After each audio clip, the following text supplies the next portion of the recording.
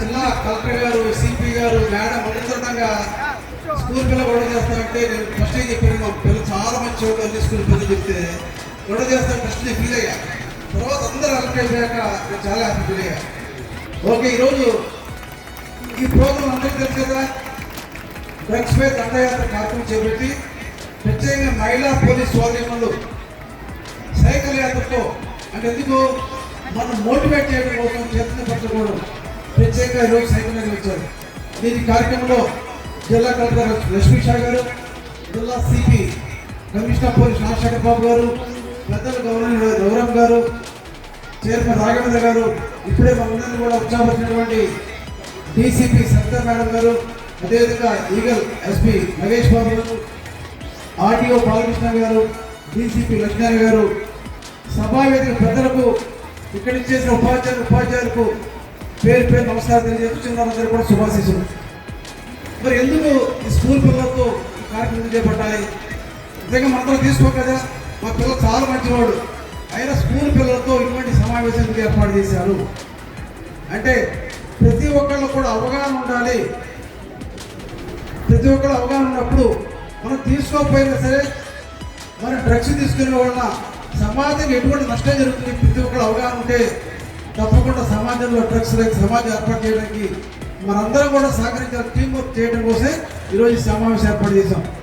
ఇంకా చెప్పారు పోలీస్ ఆఫీసర్లు తప్పు చేసిన వాడికన్నా తప్పును ఖండించకపోవడం ఇంకా తప్పంట. వేరే డ్రగ్స్ తీసుకుంటే మనం కాదు కదా, మన బంధువులు కాదు కదా, మన కుటుంబ సభ్యులు కాదు అంటే సమాజం మొత్తం నాశనం అయిపోద్ది. ఈరోజు వాడి కుటుంబంతో పాటు సమాజం మొత్తం కూడా నాశనం అయింది. కాబట్టి మనందరం కూడా డ్రగ్స్ రైతు సమాజాన్ని కూడా పాటుపడాలి.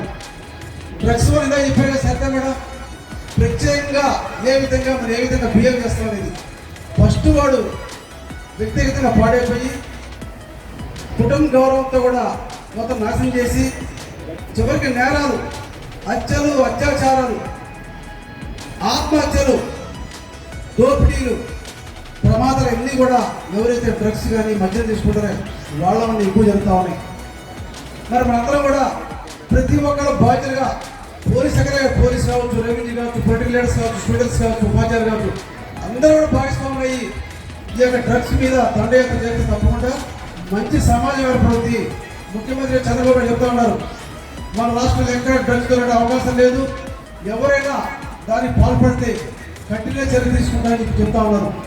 మరి అటువంటి అందరూ కూడా చైతన్యవంతులై ఈ సమాజం ఎక్కడ కూడా డ్రగ్స్ దొరకకుండా చేయాల్సిన బాధ్యత అందరిది. ప్రత్యేకంగా పోలీసు మన కోరిక ఏంటంటే డ్రగ్స్ మీద రైడ్ చేస్తే ఒకే మంచిదే, కానీ రైడ్ చేయడంతో పాటు ఏ విధంగా డ్రగ్స్ దొరుకుతుంది. మనం ఇద్దరు గతంలో దొంగతనం చేసినప్పుడు ఒక ఐడి పాయింట్ ఉండేది, వాళ్ళతో ఇన్వాల్వ్ అయిపోయి వాళ్ళు కూడా కట్టం వేసుకొని లుంగి కట్టుకొని పోలీసు కూడా జోక్యంగా లోపల తిరిగేవాడు, ఆయన పట్టుకునేవాడు. ఈరోజు కూడా మనం పోలీసులు యంగ్స్టర్స్ కావచ్చు, లేదా ఎన్సీసీ ఎంఎస్సీ పిల్లలు కావచ్చు, వాళ్ళు ఎవరైతే డ్రగ్స్ తీసుకున్నారో, ఎవరైతే డ్రగ్స్ అమ్ముతున్నారో వాళ్ళ దగ్గర మనం కూడా ఇన్వాల్వ్ అయ్యి వాళ్ళతో మైమేక్యమయ్యి ఎక్కడ డ్రగ్స్ ఏ విధంగా వస్తున్నాయి, దీన్ని ఎవరు అమ్ముతున్నారు అటువంటి ట్రాక్ చేస్తే తప్పకుండా మనం ఈరోజు సీసీ కెమెరా ఉన్నాయి, దొంగతనాలు అత్యధిక పూర్తిగా ట్రాక్ చేస్తున్నాం. దీన్ని ఎందుకు ట్రాక్ చేయలేకపోతున్నాం? తప్పకుండా ఒక టీం వర్క్ మెకానిజం చేస్తే తప్పకుండా డ్రగ్స్ రైతు సమాజం ఏర్పాటు చేయడం అవకాశం ఉంటుంది. కాబట్టి పోలీస్ వారితో పాటు మనందరం కూడా భాగస్వాములు అయ్యి డ్రగ్స్ రైతు సమాజాన్ని ఏర్పాటు చేస్తామని చెప్పి ప్రత్యేకంగా పోలీస్ అధికారి సిపి కమిషనర్ గారికి, రెవెన్యూ శాఖకి, ప్రత్యేక మహిళా సోదరి మంత్రులకు ప్రత్యేక అభినందన తెలియజేస్తూ ఆలోచిస్తున్నాను.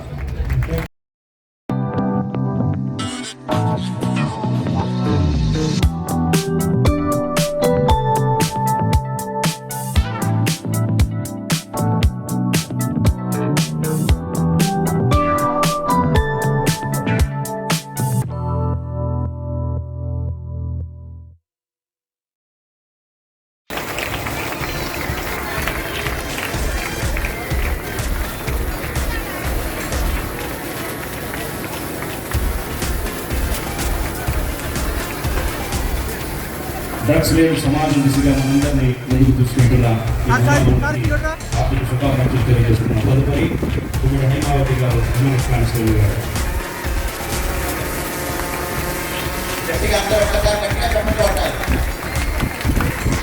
తదుపరి ఎస్పీటీ శైలజ గారు, ఎంఎల్పీసీ గారు. తదుపరి చీఫ్ త్రివేణి గారు, ఎంఎల్పీసీ గారు సత్కారం అందుకోవాల్సిందిగా ఆహ్వానిస్తున్నాం.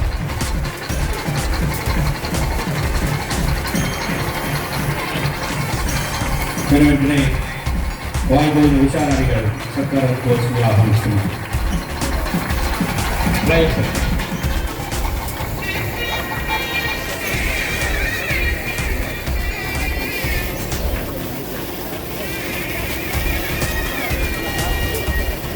Thank you sir. వెంటనే లీగల్ ప్లేయర్స్ అందరూ కలిసి నేను సైతం